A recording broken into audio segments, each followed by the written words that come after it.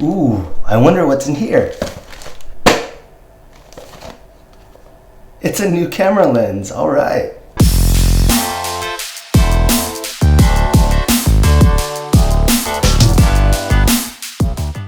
So, I got a new lens in the mail today. This is the Meike.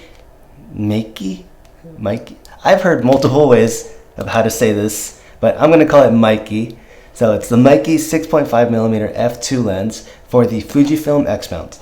I got this secondhand for about 5,000 yen, which is, I don't know, maybe $45, like 45 US dollars, maybe less than that. I'm not exactly sure about the current exchange rate. I'm gonna try to review this lens.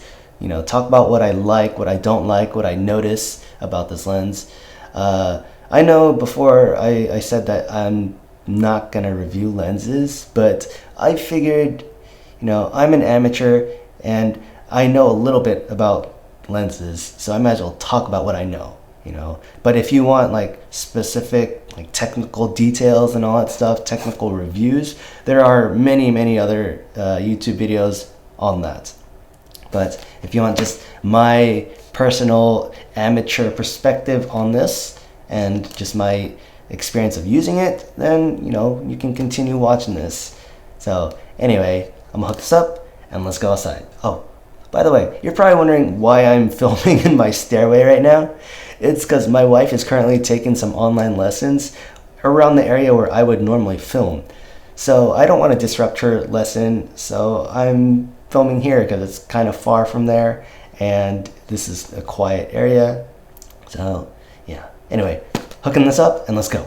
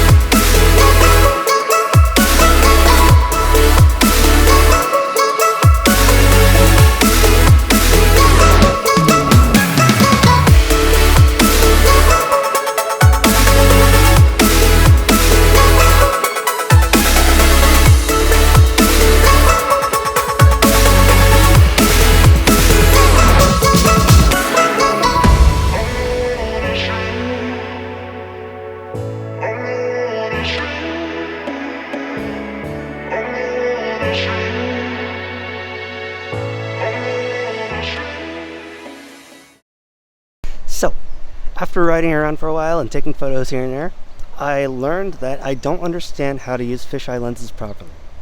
That's all. Review's over. Goodbye. No, I'm just kidding. But yeah, I don't know the, I guess, proper areas, proper situations, proper scenes to use a fisheye lens. So I won't really know what's good until I, you know, practice more and, you know, learn as I go.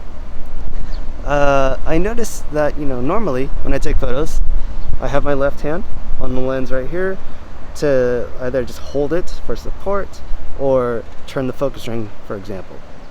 But doing that with this lens, you could actually see part of my hand or even my feet in the photo. So it's just something I gotta adjust to and like remember not to do unless, you know, I don't care that, you know, my body parts are in the photo. What else did I notice? I noticed the focus ring. So it's got this rubberized ring, make it easier to, I guess, grab. I noticed that almost everything was in focus anyway. If the focus was at the closest point, since I'm using focus assist peaking on my camera, almost everything was red anyway. So that gave me the impression that everything's okay. But you know, as I turn it closer to infinity, a few more things became red, and you know, other things just barely became less red. But I didn't notice too big of a difference between the closest and furthest focus. So I won't really know until I look at the photos on the bigger screen just to really analyze it, but that's just what I saw in terms of the screen. Another thing is the aperture. So the aperture ring is right there. It's actually really hard for me to turn. So it's actually really thin and stiff. It's hard to, just in general, hard to grab it and turn it, in my opinion. So that might be good for those of you who have other lenses that have a slightly loose aperture ring, because I've heard that some people accidentally bump into their aperture ring and changes the aperture to something they don't want, and then they take the photo without realizing it, all that stuff. For this lens, I feel like that won't be a problem as much, but maybe that's just me and how I shoot. So yeah, I don't see any problems with that. I think it's actually a plus that it's not as easy to turn. Yeah, so besides those things, that's just my initial thoughts while using it.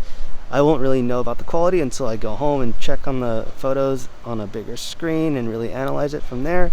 So I think we'll do just that. Let's go home.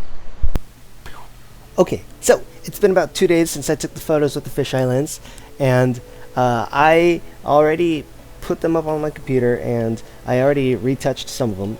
So I am here in Capture One and looking at them. So this right here is the JPEG, and the JPEG settings were all the standard film, which is I guess Provia, I believe it's called in Fujifilm. So I was using that with a little bit of film grain. So let's just take a look at this. This is a JPEG of one of the shots. So just looking at this, and if I zoom in a little bit, if you don't like think about the film grain, it looks pretty good zoomed in a little bit, and especially like the drum here, and what else? So I think the details up here you can clearly see.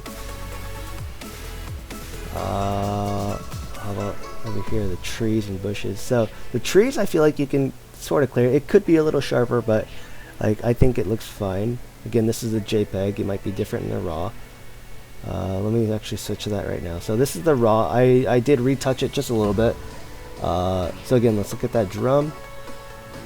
I think it's fairly clear, and oh yeah, I can't zoom in that much to make it clear. But again, let's go to these bushes. So yeah, it does seem look like a little bit more clear. How about this side? So this side, like you can see, I guess I don't remember what it's called, the purple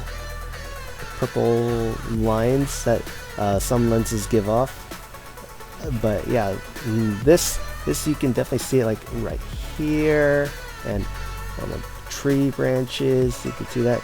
I'm sure if I knew how to like take it out in Capture One that I would, but since I don't know exactly how to edit yet, like at least to the full capabilities of this program, since I don't know how to do that, I'll just leave it as is. I feel like it's not super noticeable anyway, unless you're really looking. Yeah, if you're really zoomed in, you can see it, but I feel like just zoomed out, you don't really notice. So I think it's fine. What else? So how about this one here? So I tried taking something close. So I believe this was taken at f2.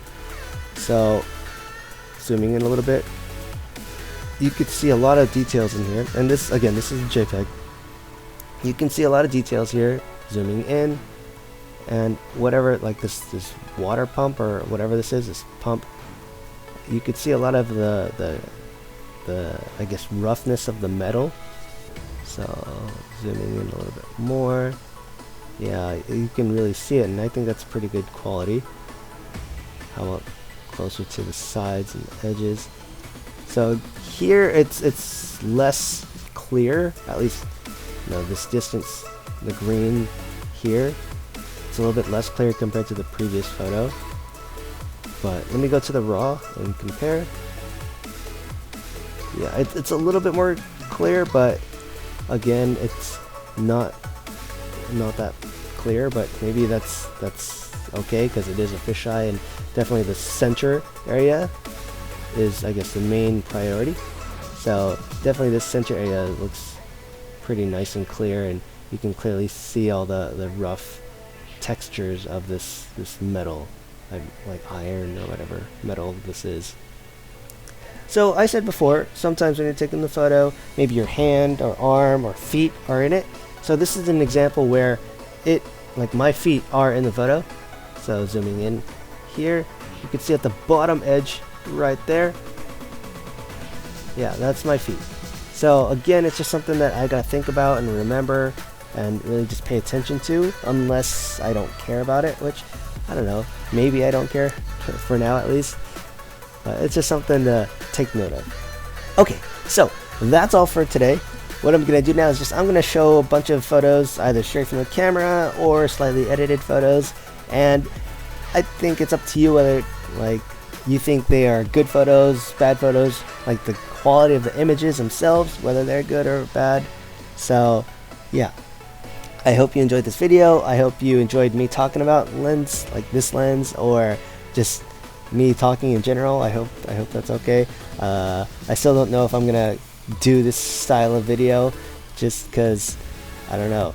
It's all still very new to me, so I'm still trying to get, you know, that comfortable rhythm going with making videos, especially about photography stuff. So anyway, pictures coming up, and I will see you next time.